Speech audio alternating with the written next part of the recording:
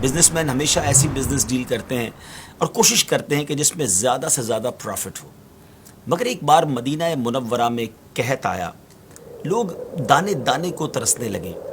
حضرت ابوبکر صدیق رضی اللہ تعالی عنہ کا وہ دور تھا۔ لوگ حضرت ابوبکر صدیق رضی اللہ تعالیٰ عنہ کے پاس آئے اور آ کر کہا کہ حضور ہمارے پاس اناج کی بڑی قلت ہے۔ آپ نے فرمایا کہ اللہ خیر کرے گا، شام تک کوئی نہ کوئی سبب بن جائے گا۔ اب کیا ہوا کہ حضرت عثمان غنی رضی اللہ تعالی عنہ کے 1000 کے قریب اونٹ کسی اور ملک سے اناج سے لدے ہوئے مدینہ منورہ میں آ گئے۔ تو اب تو یہ منوپلی ہے نا، اب تو یہ شاندار موقع تھا بہت زیادہ پیسے کمانے کا۔ بہرحال مدینہ منورہ کے جو بزنس کمیونٹی کے لوگ تھے، جو فوڈ اسٹف کا، جو اناج کا کام کرتے تھے، وہ سارے حضرت عثمان غنی رضی اللہ تعالیٰ عنہ کے گھر آ گئے اور کہا کہ حضور یہ اناج ہمیں بیچ دیجئے، ہم مدینے میں ڈسٹریبیوٹ کریں گے، ہم بیچیں گے۔ آپ نے کہا ٹھیک ہے، بزنس ڈیل بناتے ہیں، اور آپ نے اپنے کمرے میں سب کو انوائٹ کر لیا۔ گھر میں سب لوگ بیٹھ گئے۔ حضرت عثمان غنی رضی اللہ تعالیٰ عنہ نے فرمایا بتاؤ مجھے کیا ریٹ دو گے؟ تو لوگوں نے کہا حضور آپ ایسا کیجئے کہ ہم سے 10 روپے کی جو چیز آپ نے لی ہے اس کے 12 لے لیجئے۔ 20% پروفٹ آفر کیا۔ آپ نے کہا نہیں مجھے اس سے زیادہ مل رہا ہے۔ لوگوں نے کہا حضور پھر آپ ایسا کیجئے کہ 10 کے 13 لے لیجئے، 30% پروفٹ لے لیجئے۔ آپ نے کہا مجھے اس سے زیادہ مل رہا ہے۔ انہوں نے 14 کا آفر کیا اور آخر میں 10 کا 15 آفر کیا، 50% پروفٹ آپ کو آفر کیا گیا۔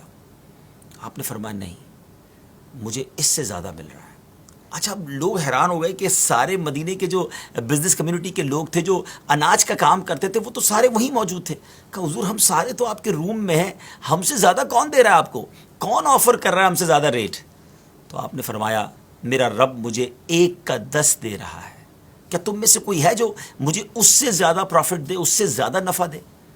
لوگوں نے کہا نہیں حضور اس سے زیادہ تو ہم میں سے کوئی بھی نہیں دے سکتا۔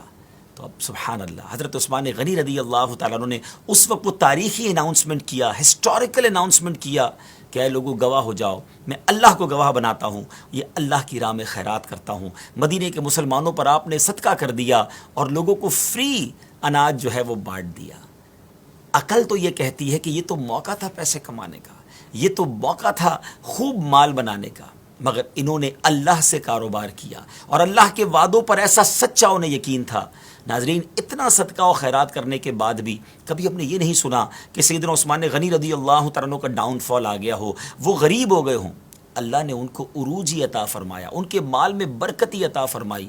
اور سبحان اللہ آپ وہ عظیم شخصیت ہیں کہ جنہوں نے نبی پاک علیہ الصلوۃ والسلام سے 2 بار گویا جنت خریدی۔